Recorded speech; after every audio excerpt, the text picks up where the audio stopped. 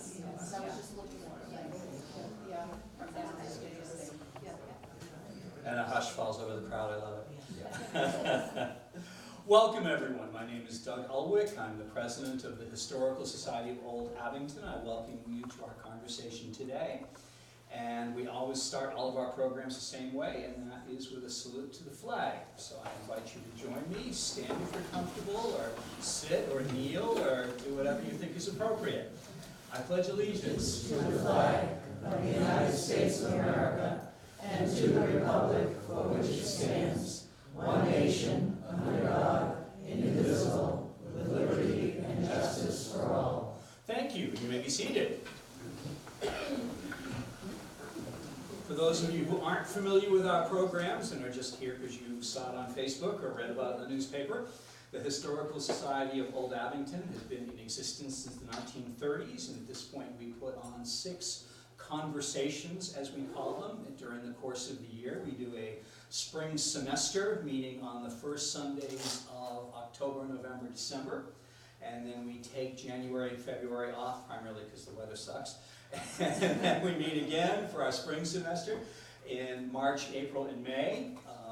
And we're in the end of our election cycle in that I'm finishing up my 3rd 2-year term as president. And our next meeting, we will have our elections, and we have a nominating committee comprised of Eileen Walls and Marilyn Weber. If you raise your hand so they can see who you are. If you're interested in having an office in the society, we are interested in having you. We welcome participation in any form we can get it. The Historical Society is constantly evolving in what they do, but we represent the historic interests of Abington, Rockland, and Whitman, which together make up the old town of Abington, Whitman and Rockland having split away in the 1870s as separate towns. Anyway, but we've been very happy with our programs this year. We have one more after this, and that's the first Sunday in May, where we'll talk about Old Town drugstores and the Dyer Apothecary.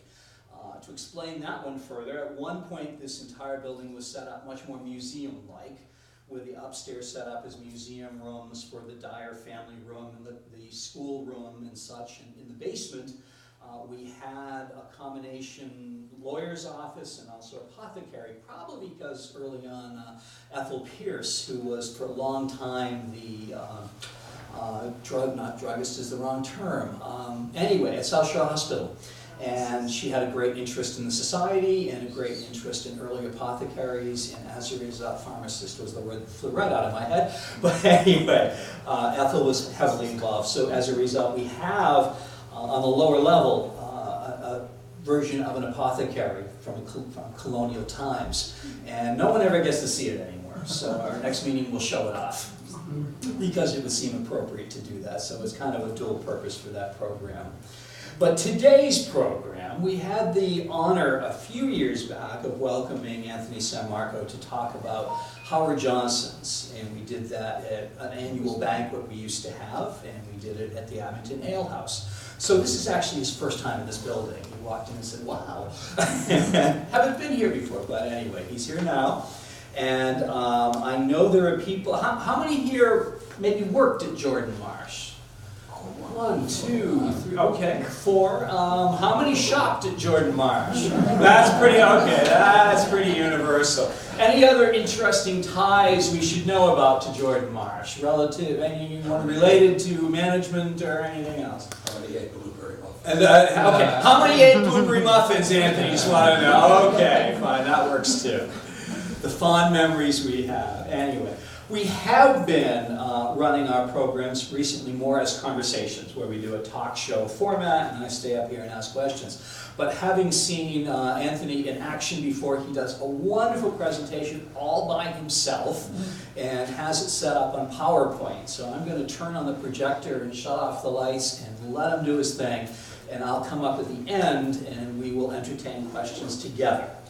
Oftentimes we do, in our conversations, we do questions during the presentation. I'll ask that this time you save your thoughts to the end, and I'll come back up front and we'll all have a good chat about it together. Anyway, so Anthony San Marco. Thank you. be here, and thank you for inviting me. Once we start. It'll take a moment. One of the things is that this book itself is something that actually took 2 years to actually research and write. Something that is unusual, because a book when I write normally takes anywhere from 6 to 7 months tops. But there was so much on Jordan Marsh that it wasn't just the family Jordan and Marsh, but it was also the Mittens of the 20th century. And I was trying to distill into not only a readable text, but something that would interest people that either didn't have a connection to Jordan Marsh or had never even heard of it, which is really a lot of the public. There were things that I wanted to incorporate. But the surprising thing is there is no archive. Macy's, when they took over in 1996, destroyed the Jordan Marsh archive. So everything that was done was recreated thanks to this thing called eBay. And eBay basically had thousands and thousands of different things, but of course I actually only did graphics or photographs. As you can see here, this is actually the cover of the book, Jordan Marsh, New England's largest store. Not only was it the largest store in the 20th century, but by the period of the 1950s, it began what became a chain store. And we knew Jordan Marsh chains department stores throughout not only New England, but New York, as well as New Jersey, and later even in Florida and one in Bermuda. Well, the whole idea is, and I hope I'm doing this right, the whole idea is that Jordan Marsh in that period of time was not only a specialty department store, it was also something that wanted to make its mark. It was actually catering to the carriage trade and the upper middle class that were actually able to shop during the business week when most people were working.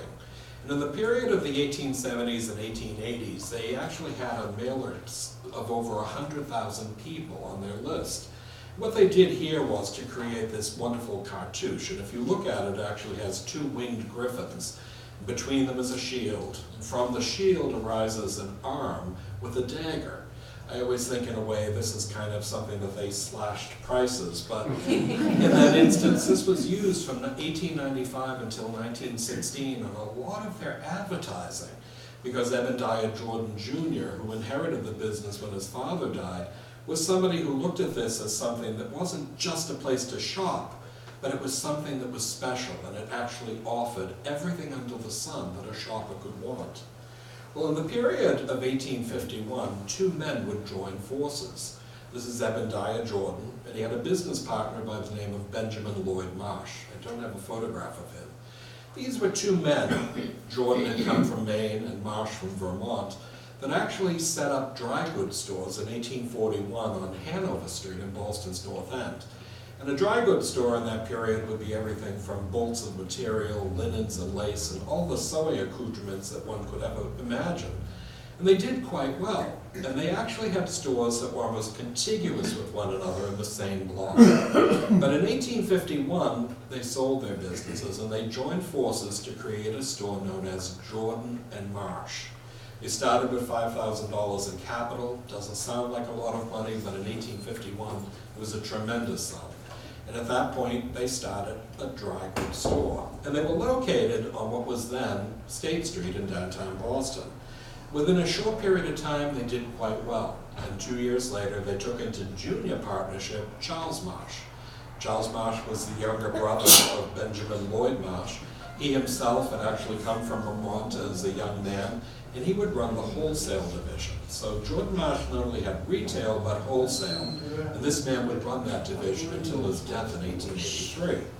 But during the period of the 1850s, the company would move on a regular basis. It seemed like it was every 5 to 6 years. And within 4 years, they had actually moved to the Ruff block. Well, the Ruff block was designed by Isaac Ruff, a well-known builder in Boston, who actually built this on Pearl Street in downtown Boston. In the period of the 1850s, downtown Boston was changing from a residential area to a commercial one. And Croft would build these 4- and 5-story red brick buildings that actually had commercial space on the ground floor and offices above. Well, they rented 18 and 20 Pearl Street, and within 1 year, they also rented 16 and 22 on either side. And they remained here for an additional 5 years. At that point, they would eventually move to Devonshire Street. And Devonshire Street, which had once been primarily bullfinch-designed townhouses, was completely rebuilt between 1859 and 1860. And they actually were built with granite buildings designed by Gridley J. Fox Bryant. In that instance, they moved into the Freestone building, which was built of granite, 5 stories in height, and it had 5,000 square feet of retail space. In this instance, it wasn't just a large building, but it was something that they thought they would remain in. But the surprising thing was they would move within 10 years.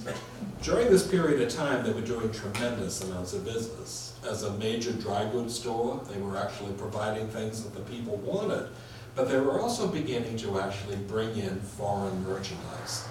During the period between 1855 and 1860, Eventide Jordan would travel to Europe and of course bring back not only clothing, but also such things as household goods that would include carpeting, china, stationery, draperies that could be sold in the store at a profit. And of course, if you purchased something at Jordan Marsh in this period of time, you had to realize if you didn't carry it home, it would be delivered to you the next day. And seen here was the Jordan Marsh delivery wagon. 6 horses with a wonderful wagon that had Jordan Marsh and Company on the side. And during that period of time, you began to realize it wasn't just a place to shop, but it was really quite a sophisticated business. Well, as I mentioned, within a short period of time, they would leave Devonshire Street, and they finally moved to their location that they would stay in right up until 1996. And seen here, this was actually on Washington Street between Summer Street and Avon Street. In that instance, the downtown district itself, which had once been residential, had been completely changed into a commercial aspect. The building on the far left was actually an old dry goods store that was known as Warren and Company. A man by the name of George Warren from Brighton, Massachusetts had started a dry goods store, and he decided to retire in 1871.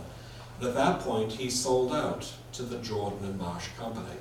And in that instance, the building itself would actually be their location. But in the foreground, in 1881, they would add what they called the Tower Building. And the Tower Building was an important feature because it was built by the successor firm that had built the original structure. This was designed by Bradley, Winslow, and Weatherall, probably one of the best-known architectural firms that specialized in commercial architecture of the late 19th century. And to give you an idea of how important they were, they designed the Baker chocolate mills in Dorchester. During that period of time, this building, when it was completed, was a major feature because, as you can see, it was a cantilevered entrance. But directly above the entrance were these 2-story arched plate glass windows. These were display windows, but not for displays of merchandise. During the business day, live models would show the latest Parisian fashions, or from London, or Berlin, or even St. Petersburg, so that pedestrians passing by would glance up at the windows, see the latest fashion, and even if one couldn't afford it, you've heard the term window shopping, they would go in and they might actually say to themselves, well, it's a splurge, they might buy it. But the surprising thing was, in the 19th century, Jordan Marsh also offered patents that if you took it to the fabric department and you were crafty with a needle and thread, you could almost reproduce it at home. Well, in this instance, Jordan Marsh was something that was catering to not just people that walked in the door, but also to a large sector of the population that would order via their catalog. This is an etching from the catalog from 1882, and as you can see, it's that cantilevered entrance. Look at all of the people waiting to shop at Jordan Marsh and the gasoliers on either side of the entrance. But directly above in that plate glass window, spewing forth from a hole, are all of these mail orders that were encouraged in some ways, not only from Massachusetts, but in that little spectrum, every state and territory in the United States. During that period of time, Jordan Marsh continued to increase their customer base, not just as customers in Boston and New England, but also the entire United States. And in that instance, they continued to expand. But of course, going to the store in person was something that was not only an elegant and wonderful, pleasurable thing, but you could look at the building and begin to realize this was something that was really unique in Boston. The interior, designed, of course, by Bradley Winslow and Wellerall, copied Bon Marché in Paris. Bon Marché was the largest department store in Europe, and in Paris it was the most elegant. I'm seeing here there would be a 5-story staircase. I'd prefer to take the elevator, but to be seen on that staircase shopping at Jordan Marsh was something that was just as important as actually buying. And in that instance, women would come by the droves to actually go on that bronze staircase. And as you can see, just to the left of the staircase is a portrait of Eventide Jordan. 6 feet tall, 3 feet wide. Today it hangs at the Boston Public Library.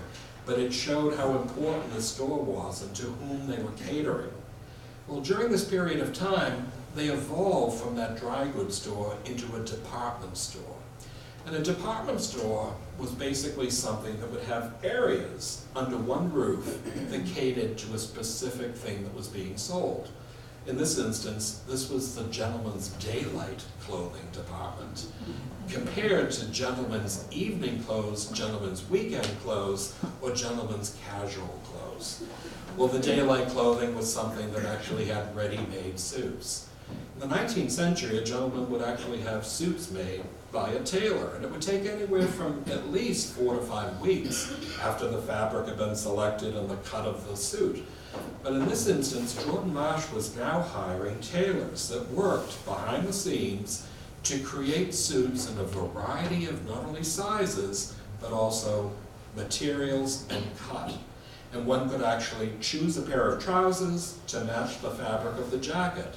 And with simple alterations on either the cuff or the trousers, you could have it in 2 days. And in that instance, they began to increase their not only availability of things for the public, but also their client base. But look in the distance and you see upwards of a dozen clerks that were just in this one department. By the turn of the 20th century, there were said to be over 200 departments over 5 acres of roof space.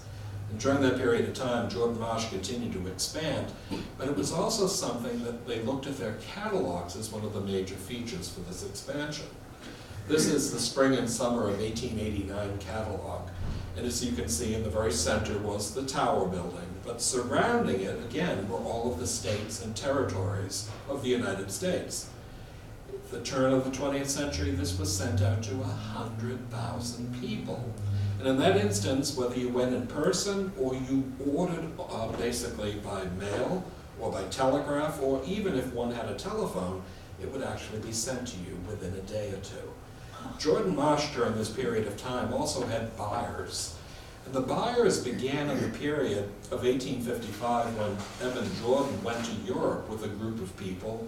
But by the 1870s, these buyers included women.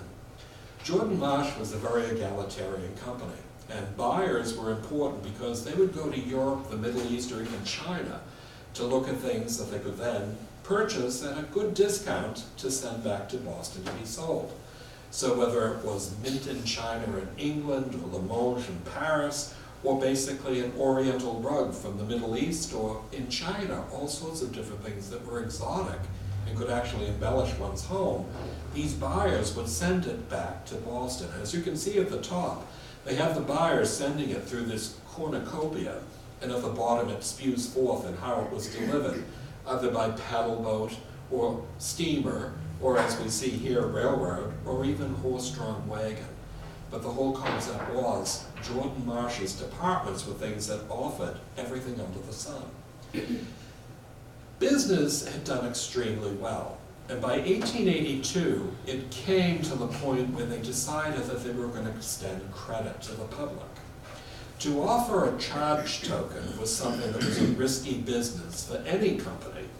But during the period of the early 1880s, Jordan and Marsh decided in some ways that extending credit for somebody who wanted to make a larger purchase would not only be advantageous for business, but also would allow them to either furnish their home or update their things.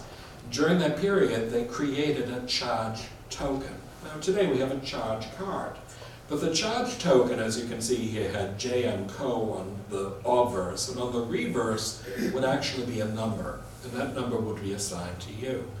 Normally one received $25 as the amount that they could actually charge. Doesn't sound like a tremendous amount, but in 1882 that would be the equivalent today of about $700. It was a goodly sum. They allowed 6 months of free interest, but every month thereafter was 1.5% compounded monthly, not annually. So if you were to purchase a dining room set or a bedroom set or maybe an oriental rug, it was something, if you were fortunate enough to pay it off in the 6 months, you did it for the price that you paid. But the concept here was it did allow many people to make those larger purchases. And of course it was said that by allowing them to charge, it was said to have increased the company tenfold by 1890. In that instance, people would go to Jordan Marsh and one could buy in cash, or now they could buy by a charged token. But whatever they did, the money really never passed between the clerk at the department, and of course, we would see it going through pneumatic tubes. This is the pneumatic cash room, and these women would work with small tills in front of them. And through the tubes would come these long cylinders, and through there would either be the charge or cash that they would then make the change for. Has anybody ever gone to a bank and they have pneumatic tubes? We go every Saturday and our dog sits on the front seat and he watches, because every time it comes back, there's a dog biscuit inside. He always thinks it's a great idea too. But Jordan Marsh had 5 miles of pneumatic tubes. And in this instance, the women, mind you, the women that ran this department were an integral feature because they provided the correct change, and they also checked if one was credit worthy to actually make that purchase. Of course, if you made the purchase, and maybe it was a bureau or a highboy or even a bedroom set, it would be delivered by, of course, you can see here, a motorized delivery truck. In 1915, unfortunately, Jordan Marsh did away with 144 horses. They kept a stable on Harrison Avenue in Boston's South End. And of course, today it's become the Jordan Lofts. They sell for $3 million a floor. But in that instance, 144 horses were kept, and now that everything was motorized, they delivered on a daily basis 6 days a week in Boston. And of course, if you were so far afield in Abington, it was usually once a week. But the idea was, Jordan Marsh was the heart of downtown Boston.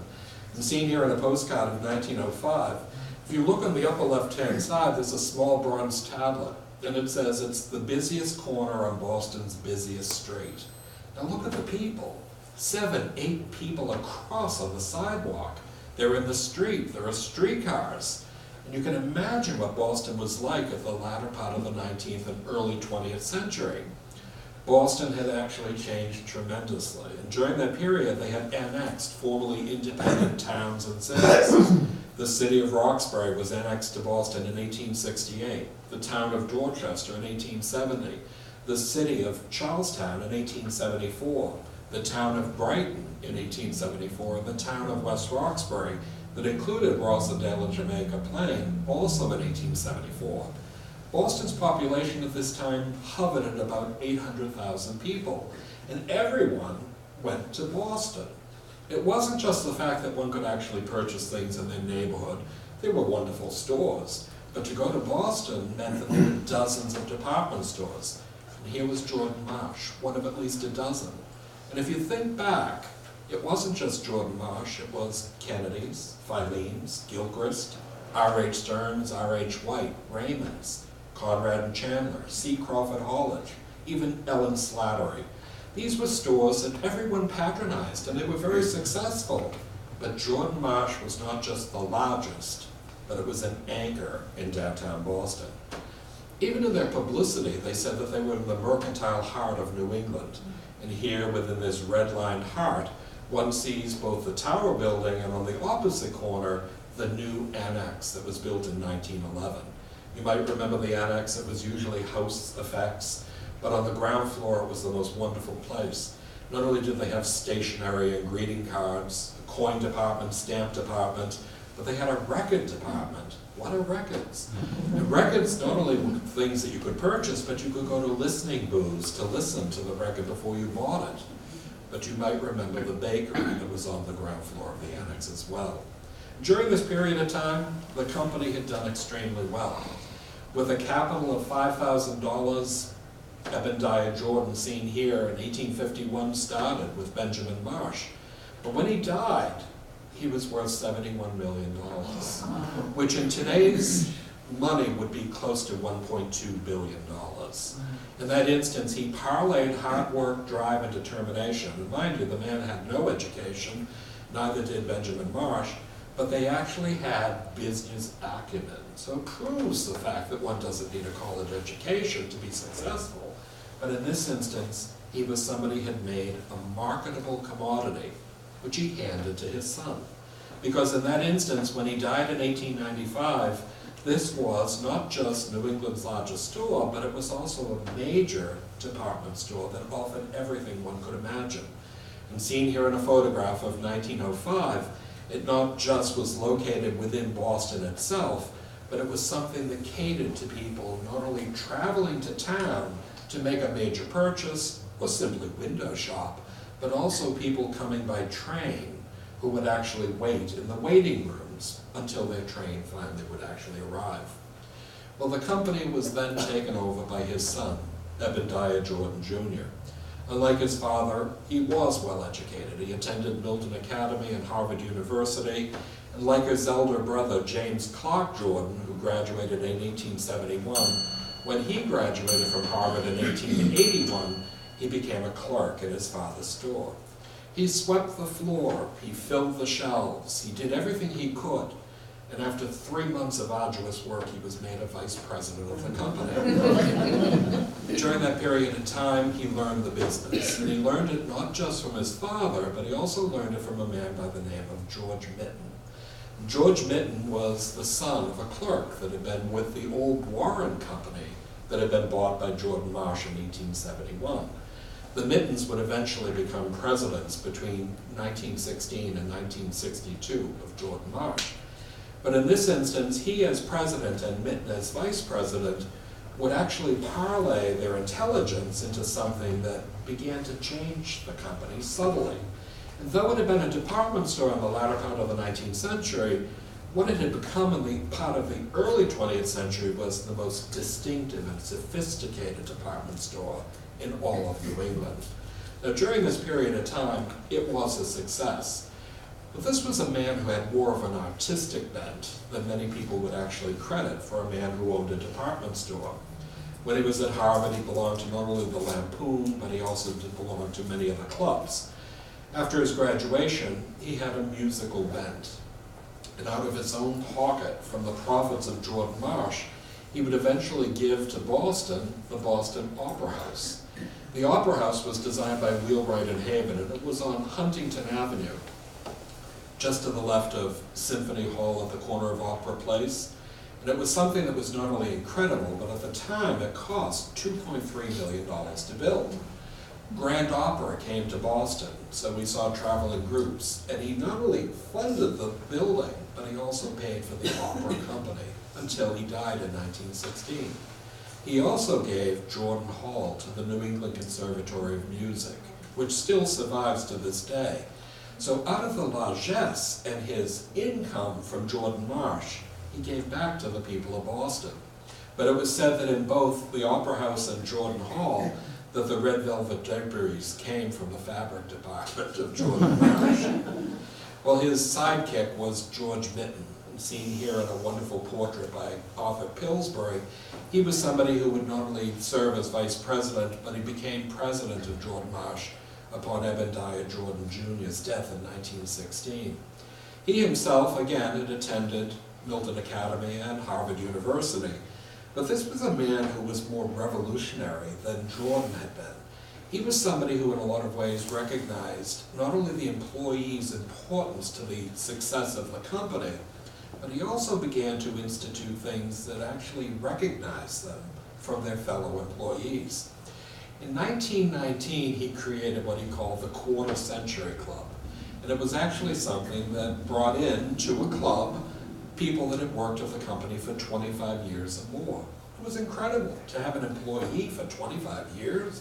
Well, they received a check for $250. This is 1919. That was a considerable sum of money. and a gold plaque that they placed on either their dress or blazer lapel that had 5 small blue stars, one for each 5 years of service. In 1926, he created the Hoff Century Club. Can you imagine having an employee in your employ for 50 years? And it was said that any given time there were anywhere from 30 to 35 people at that club. And not only did they receive a check for $1,000, but they received a platinum brooch with 5 diamonds, one for every decade. In that instance, he was somebody who basically looked at the company and its growth because the employees were responsible for it. He, of course, directed it, but they executed it. And in this instance, by 1926, the company was celebrating 75 years of business. Not many businesses could claim 75 years in Boston, even at that time.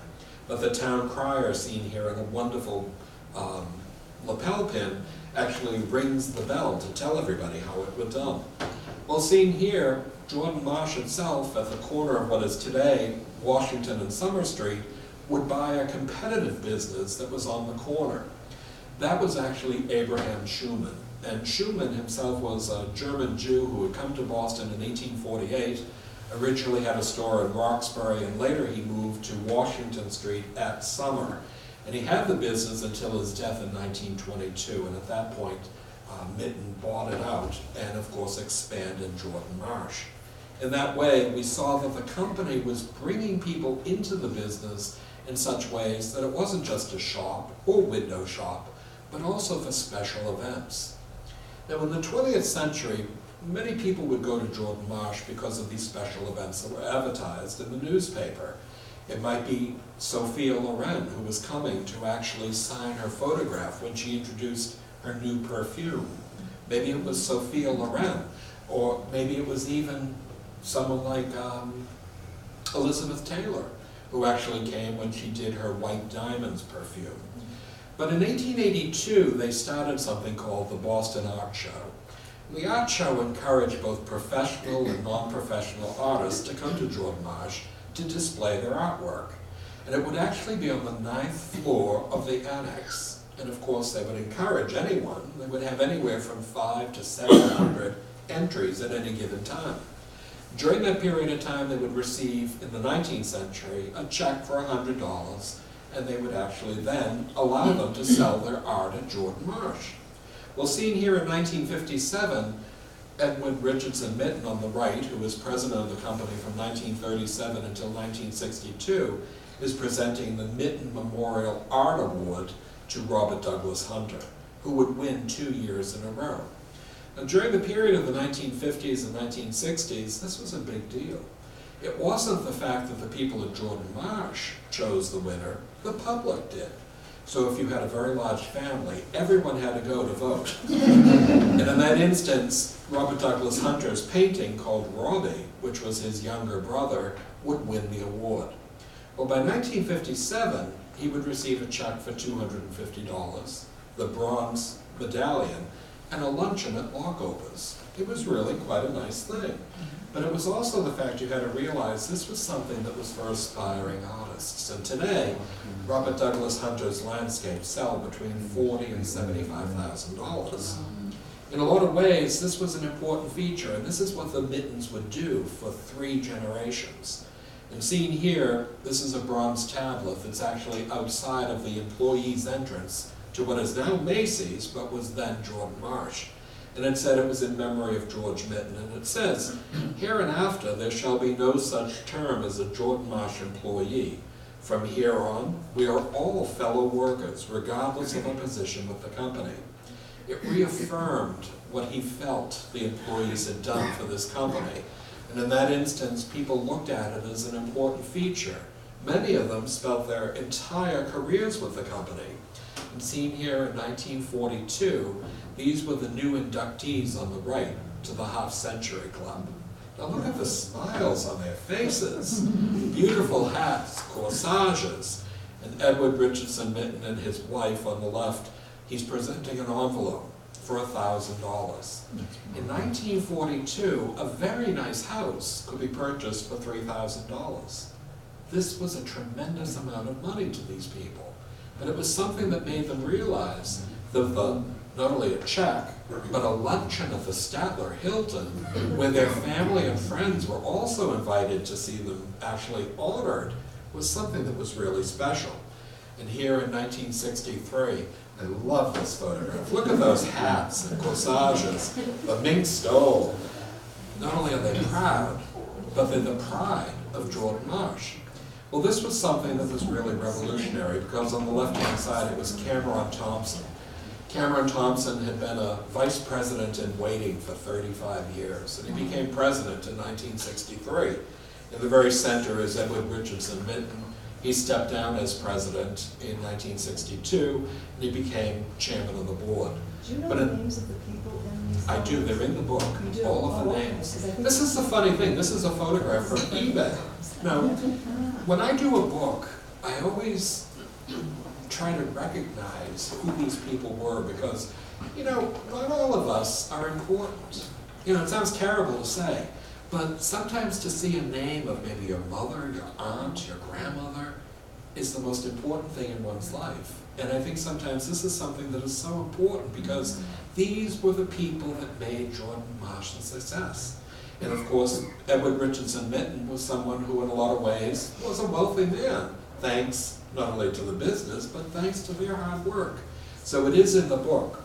But the concept was, when I was doing this book, there were so many different angles that I could actually include. And of course, does anybody here watch the Macy's Thanksgiving Day Parade on Thanksgiving morning? Do you actually drink a martini while you're roasting your turkey? Because that's our little segment. But I watch it and I say to myself, isn't this fun?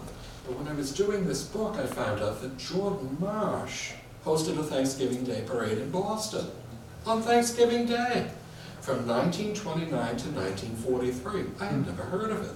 So of course, after this woman actually told me the story, I went on to Google, and then I went on to eBay, and this was the photograph that came up. So it showed in 1929, just after the Depression. Mind you, it was Black Friday, October of 1929 it happened. They decided they were going to create, in this instance, a parade. It went along Beacon Street from what is today Kenmore Square to the State House, where a reviewing stand was located, down Park Street, and then down Winter Street to end at Jordan Marsh. And in that instance, the first year, there were only about 5 balloons, and they were actually rejects from Macy's in New York from the year before. Well, this, I don't know exactly what it is. I assume it's an insect or a centipede or something of that sort, was something that was made of silk and actually was filled with helium. And the men hold guide wires, but look at the men. You see men dressed as if from China, the Middle East, or clowns. They're all dressed, and these are employees of Jordan Marsh who would work the day. But it was an important feature because these balloons would bring in thousands of people, and it was said by the time of the 1930s that 100,000 people would line Beacon Street between, as I said, Kenmore Square and the State House. Well, this disembodied head actually goes up Beacon Street, and we see here a group of men dressed in Prussian military uniforms holding the guide wires. But look at the people. You're at least 10 to 15 people deep on either side of Beacon Street, but they're also on the balconies and hanging out the windows of the row houses. And we realize in some ways that this was something that was really quite fun, but it was also on a day when people were celebrating Thanksgiving. And in a lot of ways, my very favorite of the balloons was the double-headed giant. Now, if you look, it's actually coming down Summer Street, and on the right-hand side is Kennedy's department store, and in the distance one can see Filene's and Gilchrist. Look at the height of it. It's 3 stories in height. I love it. It's a 2-headed giant. He has a bandana on each of the heads, gold earrings, and a spiked mace, something one should never leave home without. But the guide wires were held by almost 50 men because this was so large. Well, this was a major feature, and it would continue until 1943. At the height of World War II, it was discontinued. Not only was the silk necessary for parachutes for the war effort, but so too wasn't helium. And though Jordan Marsh discontinued it, they decided in some ways they would probably recreate it, but they never did. What they tried to do in some ways was to reinvent the celebration. But during this period, Jordan Marsh was nearing their centenary. In 1851, when they had actually been founded, they were a small dry goods store. But in 1951, if they were so fortunate to survive, they would be the largest department store in New England. They decided in the early 1940s that they petitioned various architectural firms throughout the Boston area to present drawings for a new store. Now remember, Jordan Marsh was cobbled together and would have 2 acres of display space under 5 roofs. And they went from what was Washington Street, Summer Street, Chauncey Street, and Avon Street, and plus on the other side, the Annex. In that instance, they hired a firm called Perry, Shaw and Hepburn. It was a major architectural firm and a society architect. They had made their claim to fame when they restored colonial Williamsburg, thanks to the Rockefeller family in the 1930s. And in the 1940s, they designed primarily private school campuses and university campuses. But they were hired in 1947 by Everett Richardson Mittens to design the new Jordan Marsh. And seen here, only one section of the building was eventually built, and this was at the corner of Chauncey and Summer Street. Well, when it was completed and opened in 1949, it had central air conditioning, electric escalators, elevators, and a radiant heat sidewalk that no rain, snow, or ice could deter you from shopping at Jordan Marsh. And in that instance, it was a major feature, but it wasn't just the fact that it was a department store. Everybody was involved. And when they were doing the excavations, they had wooden privacy fences that had holes cut into it. And people would watch, and as they did this, a man dressed as the observer, a man in a tri-corner hat with a clay pipe and a telescope, would walk around handing out small badges that people could say, "I'm an observer." And in that instance, it was completed. When it opened in 1949 for the centennial, it was something that many people realized was the new Boston. It was rebuilding the city after the war. But seeing here, this neon sign, which was 3 stories in height, is across, as you can see here, a wonderful window that was cantilevered on the corner. It looks fun, but you have to realize that this blinked every half minute for 1 year. And all of those little arches would have different colored neon lights going up and around. Now, if you were one of the other 12 department stores in Boston, you had to watch this for an entire year. But it was something that made people realize that Jordan Marsh was here to stay. And in a lot of ways, they did everything they could. They created a wonderful commemorative plate, and Wedgwood in England actually did it. In the very center was the Perry, Shaw and Hepburn design building, only a portion of which was completed. But on the rim were all of the various places they had been from 1851 until 1951. They also did a series of other plates that commemorated historic sites in Boston, including the Old North Church, the Old South Church, the State House, the Old State House, and the Constitution and the Guerriere. So you could buy these and then entertain family and friends on your own Jordan Marsh plates. But the whole concept was, when you went into this new store, it was revolutionary. There wasn't a sense of an old department store. This was something that was new, sleek, and you had radiant heat, radiant lighting. You had display cabinets from lighting behind, and of course, as you can see here in the foreground, they would actually, in this instance, be in the men's clothing department. And the men's clothing department would actually have shirts. And the shirts would go the gamut from a 12 neck to a 24 neck. And if you said cotton, the clerk might say to you, Egyptian, Pima, brushed, or one of a dozen different kinds of cotton. And then it would actually be the color. It wasn't to be white, blue, colored, striped.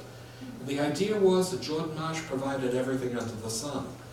But during the period of the 1950s, after having discontinued that Thanksgiving Day parade, they created some of the most important parts of our childhood, which was the Enchanted Village of St. Nicholas. Beginning in 1955, on that parapet designed by Perry, Shaw and Hepburn, they would place a life-size nativity creche. In the very center, there'd be Mary, Joseph, and the baby Jesus. On the right would be the three kings arriving on camels, and on the left, shepherds. And of course, we'd have sheep. But on the backboard would actually be twinkling light bulbs that represented stars. And the entire tableau was surmounted by, of course, the Star of Bethlehem.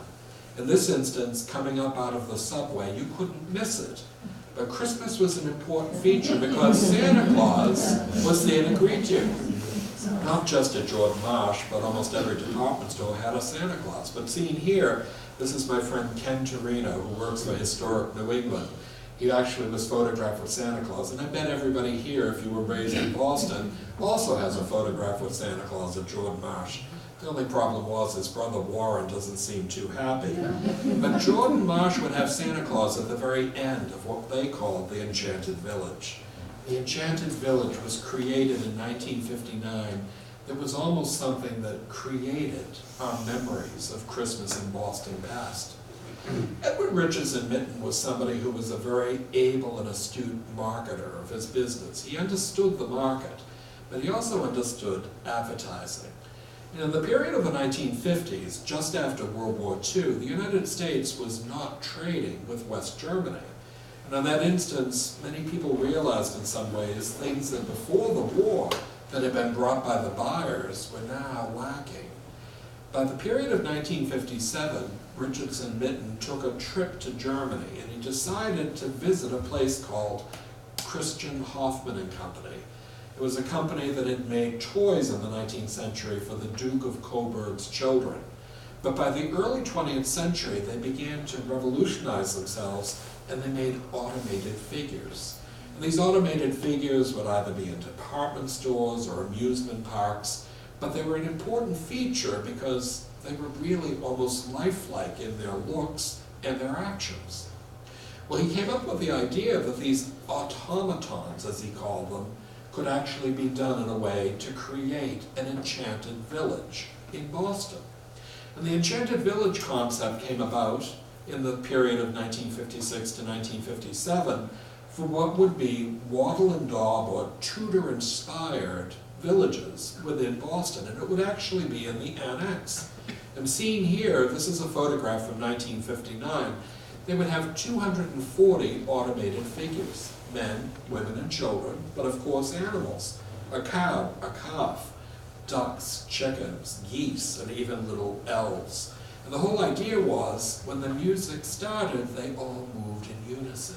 And the whole concept was, it was not only interesting, but for a child it must have been mesmerizing. Well, it was supposed to open on the day after Thanksgiving in 1959. The entire year, Jordan Marsh had full-page advertisements. Coming to Boston, the Enchanted Village of St. Nicholas. Well, it was open. It was going to be free. And on opening day, it was said that 25,000 people were waiting in line to see. Well, you would go in and there'd be these little walkways with stanchions, and you would walk through the area, but it wasn't just the fact you were watching them move. There was music.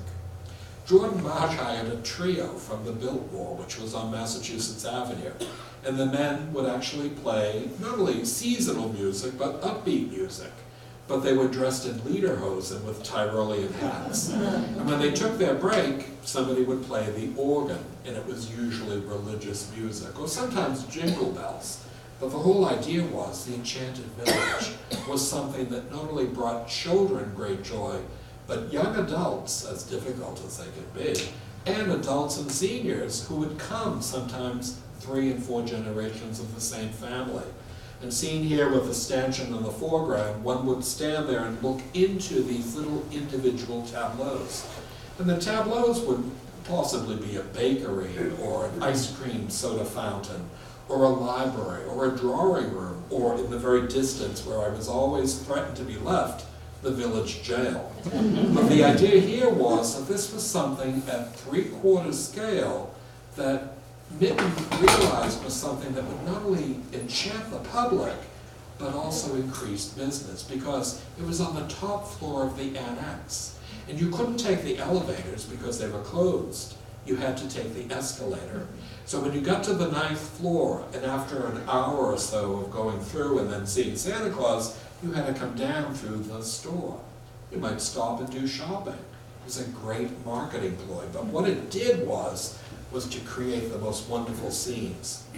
Well, in 1959, Look magazine did a retrospective, and it appeared in December of 1959. And what they did was to have young children actually sit for the photographs with the automatons. And seen here on the left-hand side, this was an automaton who was the village glassblower. Well, the village glassblower would actually raise in his hand the glass-blowing tube. And of course, if he was real, he would have blown the ornaments that hang from the ledge directly above. Well, the children were great because these were color photographs, but it also showed these wonderful German-inspired Christmas ornaments that happened to be sold in the gift shop on the way up. In that instance, it was something that you too could remember the glassblower by buying a box of ornaments. But the children could also visit the schoolmaster for the village. And in the distance, I've never seen such bushy eyebrows, but the village schoolmaster was somebody that had the children reading books and of course using tablets. But there was also the bakery. And the bakery was fun because the baker in the distance through that window, as the two girls peer in, continually raised these cookie sheets of German-inspired cookies. And these cookies were not only special, but they were Germanic and with aniseed and caraway, and available in the bakery on the way out. It was something in a lot of ways that made people, not just in Boston through Look magazine, but it was something that was read here in Abington, but it was also read on the West Coast. That magazine in that instance showed the Enchanted Village as something that was not only unique and special, but it was also something that became a destination for generations of Bostonians. And in that instance, Everett Richardson Mittens, second from the left, would actually be honored by the West German government. He himself was somebody who, as I mentioned earlier, was a major marketer of his company. He understood the market. But for 1 year, he had advertised the forthcoming Enchanted Village of St. Nicholas. And what he did was to actually commission, second from the right, through Hoffman and Company, this wonderful village that had 24 tableaus at 3/4 scale. Well, on the far left-hand side was the German ambassador of the United States, and on the right was the German consul in Boston. And they're presenting this wonderful parchment diploma to Everett Richardson Mittens, thanking him, not just for the Enchanted Village, but also reestablishing trade between the United States and West Germany, something that even the government hadn't been able to do. And in that instance, throughout the 1960s, German goods were now coming to Jordan Marsh. In a lot of ways, it was an important feature because by the 1950s and 1960s, those catalogs that I had showed you earlier of the latter part of the 19th century were now beautifully illustrated, often in full color. And seen here with Christmas gifts for all the family from New England's largest store, Santa Claus meets the children in the living room, not coming down the chimney fireplace, but in this instance with toys and dolls, and even, as you see here, a hat and holster set. It was really quite fun. But the whole concept was that if you could get into Boston, you would want to visit Jordan Marsh's Toyland. Toyland was on the 5th floor of the Annex, and here above that entrance you see Santa Claus opening the book, Tales of Mother Goose. And of course, Mother Goose and all of the sheep are escaping from the book. They're on their way to Toyland. Toyland was a destination. Any child under the age of 15 headed for Toyland if they could. Because what did they see? Well, there were trains, there were race car sets, there were dolls, there were toys, and unimaginable. But the train sets were incredible. They'd probably be the entire length of this entire room with the other one. They would set up tables, they'd have little mountains, styrofoam, and the trains would go through these villages and then through the hills and valleys.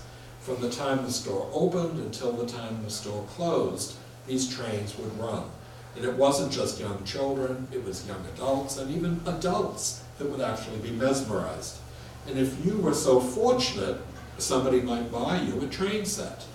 1950, they were $22.50, which was a considerable sum of money. But the American Flyer real railroad system was something that had a 7-train set. And in this instance, it was something that was mesmerizing, but one of many that was offered. But during this period of time, they also sold everything under the sun. Here in the foreground were airplanes, or there were little ships in the distance. And the parents with their young children look at these things. And whether one was simply window shopping or making a purchase for Christmas or the holidays, it was something that actually allowed everyone to choose a special toy. But one of the biggest sales was the race car set. And seen here with its figure 8, this race car set would have 2 race cars that would go around 10 hours a day on this thing. And you can see the people in the distance watching this. Of course, if you were so fortunate to get one, it would be much smaller. But the whole idea was, whether it was a railroad set or a race car set, children loved it. After you decided what you were going to purchase, you would bring it to the clerk. This poor woman on the left looks mesmerized. Heavy ruby eyelids, it's probably Christmas Eve, and she wraps twine around a battleground play set. And with a wooden handle, somebody could then carry it home on the train. In that instance, Toyland was something that you would see close to 30% of the sales just in that period of time was actually because of the toys. And throughout that period, it was also the bakery.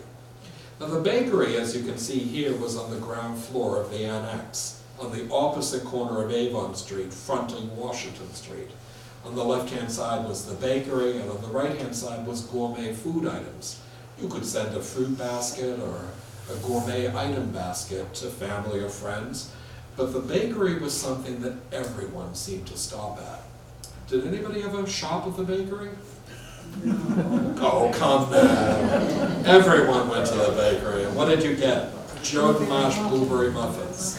But what they did was to actually have 18 bakers and bakers' apprentices at any given time. And seen here, this was an advertisement in the early 1960s. Not only did they actually say they were famous for their delicious blueberry muffins, but they actually had an opening for a baker and an apprentice. It was a night shift, 11 p.m. to 7 a.m., liberal fringe benefits, and of course, after 2 weeks, a store discount. Sign me up.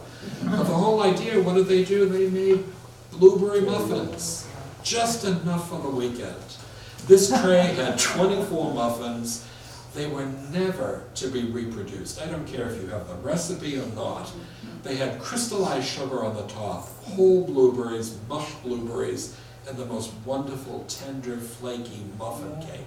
And in that instance, this man, John Kubik, who actually did make these muffins after he left Jordan Marsh when it was sold, was somebody who was one of the 18 bakers that would make these things. It wasn't just blueberry muffins. In February, when we had 2 presidents' birthdays, George Washington's birthday, they made cherry pies. They made Irish bread in, of course, March. Easter cakes. And of course, at Thanksgiving, pumpkin pies, and at Christmas, mincemeat pies.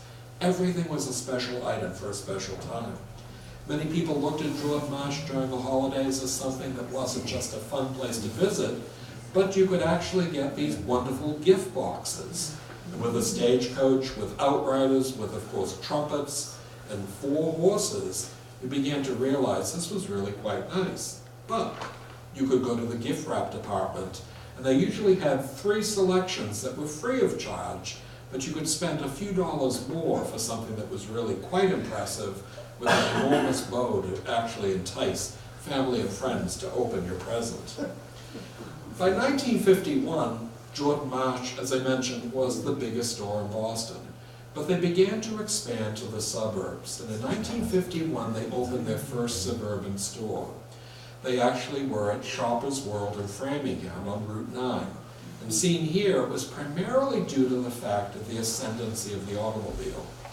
After World War II, the United States government offered all veterans, both men and women, the ability to go back to school or to begin their education thanks to the GI Bill. And in that instance, by the period of the early 1950s, many people not only had a college education, but a professional career. And with an automobile, they could move out of Boston, as I call the Boston dysphoria, and they would go to the western suburbs, the northern suburbs, or the southern suburbs. And in this instance, many people went west. And in that way, people looked at this as a place not only to live, but where to shop. With the automobile, because of the ascendancy, they were able to go because it was a parking lot. Well, on the upper right-hand side is Jordan Marsh's domed building. Did anybody ever shop at the Shoppers World? This was the third largest domed building in the world. The first, of course, was the Vatican in Rome. The second was St. Paul's Cathedral in London. And the third was Jordan Marsh in Framingham. It was something that was so large that it was used as a guide for airplanes coming into Boston. And in that instance, this began to spur on Jordan Marsh, and it was no longer just Boston's largest store, it became New England's largest chain department store, with chain stores throughout the area. Well, seen here, by the 1990s, Jordan Marsh was a company that not only had made its claim to fame, but it actually had provided generations of Bostonians a place that they could get the most wonderful things, whether it was clothing or household goods or the blueberry muffins. Unfortunately, in 1995, they were part of what was called Federated Department Stores, and at that point, Federated sold them. And because Macy's department store was the leading member of the Federated Department Store chain, Jordan Marsh's name came down, and Macy's was to replace it. And in that instance, we realized in some ways a store that was started by Rowland Hussey Mason in Boston, who was a failure and wouldn't actually succeed until he went to New York in the 1870s, would replace Boston's beloved Jordan Marsh. Well, seen here, Jordan Marsh, New England's largest store, is a compilation of not only stories about the store during the period of the 19th and 20th century, but it goes into great detail with copious photographs that actually chronicle something that's not only part of our lives, but a wonderful memory from the past. Thank you, I hope you enjoyed it.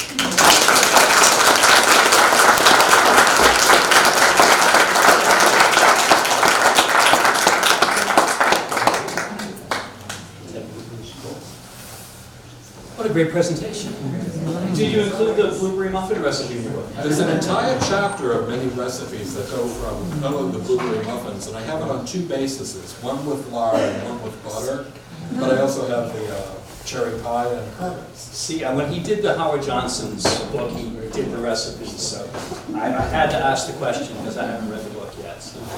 But other people must have questions, and why don't we entertain some questions now? Mary. How did Jordan Marsh fare during the Depression? They did very well. One of the things is the Depression was something that really did affect many, many families. But of course, it was the middle and upper middle class that they were really catering to.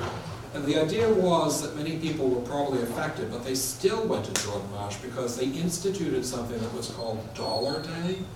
Does anybody remember Dollar Day? Jordan Marsh printed their own dollar bills. And during that period, the dollar could buy a pair of children's boots, or a handbag, or a hat. You never knew what it was going to be. These were things that had once been sold in the retail department, then went to Jordan Marsh's bargain basement, and when they didn't sell there, they went to Dollar Day. So the Dollar Day was something you could even buy a fur coat for $1. And the idea was you never knew what you were going to get. So Jordan's was very cognizant of the economics of the Depression. They survived, but they also had this Dollar Day deal that people utilized, the first Wednesday of the month. Other questions? Back there. Bruce. Jordan's, I remember they were famous for being innovative too. Another New England icon, Edwin Land. I remember reading when they introduced the Polaroid land camera, they introduced it at Jordan Marsh. That's right. I mean, they were the place where you, it's crazy, isn't it, with Amazon and the technology, but they were the place to go, as I recall, that you would get cutting edge technology. Crazy as that sounds for a department store, but they were the place. You're all too young to remember, but do you remember your grandparents telling you about the land camera, the Polaroid camera? Knew it well. Instamatic, you peel it off, and within 2 minutes, it was something that recorded. In black and white. Yeah, well, it was in color too. Eventually. But you're right, in 1947, in the book, I do have a photograph of Edwin Land displaying his Polaroid camera. And the story went that he actually sent 24 cameras and supposedly 96 packets of film a week before. So when he got to Jordan Marsh on, say, the Friday at noontime, 800 people were waiting to meet him. Every camera had been sold and all of the film, so he had nothing to display with. Had to have somebody go back to the place in Cambridge because he hadn't gone to 128 at that point, brought in the camera and started taking pictures of people. It was said that Jordan Marsh sold over 150 cameras, which was a tremendous number because it was not inexpensive. And it was all because it was innovative, new, and it was something that brought people in. As you mentioned earlier, remember I mentioned about Elizabeth Taylor with White Diamonds perfume and Sophia Loren? That was the concept. They even had Julia Child coming in to actually cook at the bakery. It was a major feature because it brought people in. You were there anyway, so you might as well buy Billy's trousers and Becky's, hat while you were there. So you were doing that. So it was a major feature. You're right. Excellent. Other questions? Yes, in the back corner. Two connections with Jordan Marsh. My grandfather was the chauffeur for Mr. Edward for 30 years at least, and he was as good to his household staff as he was to his employees. Was this at Chestnut Hill? Fisher Hill. Fisher Hill, yes, at Yeah. Chestnut Hill. Right. Brookline. Yes, his wife lived to be 104. Whoa. So, And her wife was a great collector. His wife was a great collector of sandwich glass. that's right. His mother was. Yeah. It was his mother. His mother. And Sandwich Glass Collection has an enormous thing that they actually had donated to Sandwich Glass, but that was Alice, who was the wife of George, who was the first president. George Mitten, his brother Robert Mitten, and then Everett Richardson Mitten, the son of George. So I think in a lot of ways, you say these things. The house was so grand that it now is part of Fisher Village at the top of Fisher Hill in Brookline. Lovely house. We have a painting of Naples, Italy in our house in Austerville from that house. My mother's a cousin. So the thing was, I was always intrigued about the Mittens, and I don't know why we never had any of the money, but there was one painting, so. You would have just spent it anyway. And you had a second comment. And one other thing that the family doesn't talk about. My mother was the first model of the two-piece bathing suit in the Jordan Marsh catalog. Very nice. Well, that's something to be proud of. Go on. What year? For two piece? Since he's 50, it couldn't have been much. Oh. 1972. I'm going to say on the same idea as bringing people in. I can remember in the 1970s, they would have a man, if I've got the name right, Edward Rose Snow. Yeah. He would come in and he'd autograph his book. Yeah. That was at the Braintree Plaza where I worked. Wow. Well, one of the things is in the book I also have different things. They had a book department, and I have pictures of people signing the books. They're all staged photographs, but the people are important because these were reasons to go into the store. And it wasn't just to maybe shop, but you might have lunch, or you might actually go to the Arch Street Shrine if you were Roman Catholic. We always did. I said to my mother, why do we have to go to confession? My God, I'm not that sinning. But it was always there, and then we went to Jordan Marsh. I think in a lot of ways, Jordan Marsh was a part of your lives. It wasn't just a place to shop. It seemed like either one knew people that worked there, or it was something that sometimes 2 or 3 generations of your family had gone there. People told me when I was writing this book, I bought my wedding gown there, or I bought my first communion outfit for my son. It was something that was part of your life. but it was also the fact they had Dollar Day, and I think sometimes they had the bargain basement, it was in comparison to Filene's, but it was never to be compared. It was never quite as good. Excellent. Yes, ma'am. You talk about the marketing and the success of Jordan's. You also mentioned all of the other retailers in that area. How did they all survive?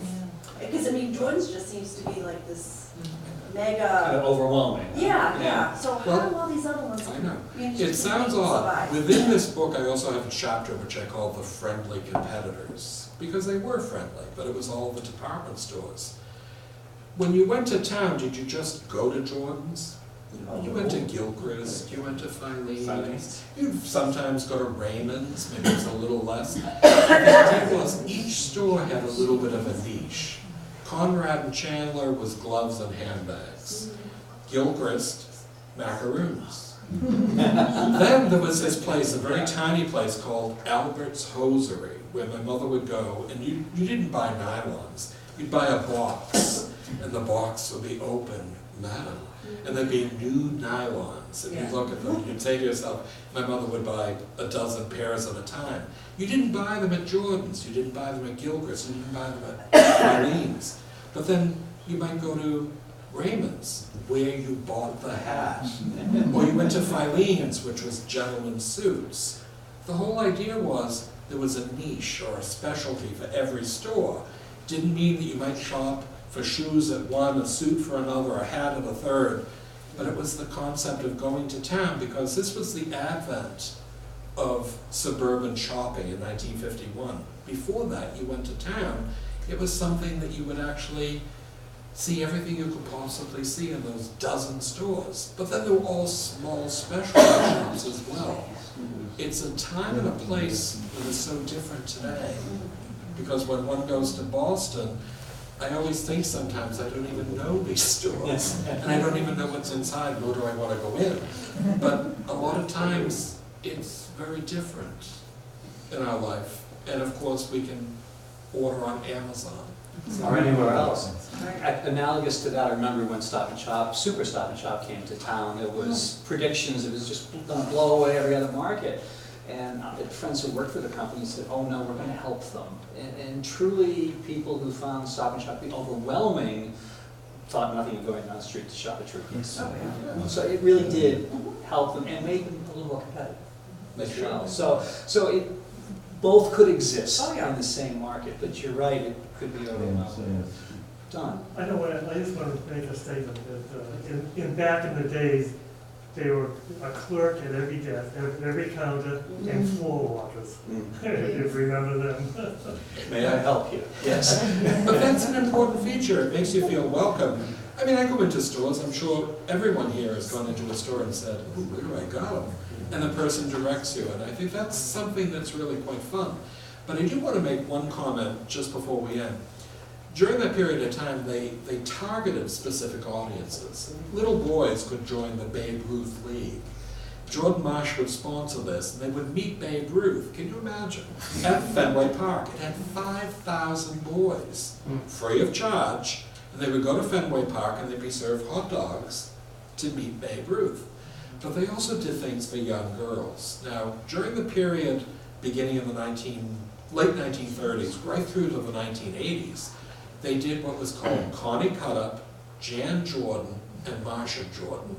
And these were for girls between the ages of 6 and 19. Connie Cutup was a little girl. They would actually be dressed in things that were chosen, usually by the parents. But Jan Jordan and Marsh Jordan were groups that would elect their own board. And these were young girls that would come into Boston and they would tell the buyers, I don't want those shoes. I want to wear these shoes. I want this kind of a dress. Everyone's wearing them. So they knew what to buy. So the buyers would actually listen to teenage girls because you know how difficult a teenager can be. But the idea was their parents weren't going to buy the things if they weren't going to wear it. So that concept was an important feature. So even in the period of the 1940s and 50s, they have the professional women's. A lot of women who worked in business were people that would meet for coffee after work, and they'd have fashion shows and things that would actually not only allow them to network, but also to see something that they too might wear in business. The book is a fascinating concept, and in a way it's part of the series that I've done. Howard Johnson's, Baker's Chocolate, Jordan Marsh, now I'm writing S.S. Pierce, the Boston Tradition, so that'll be out in November, if I live long enough. God willing, that's right. Wholesale. Anyway, thank you. Thank you very much.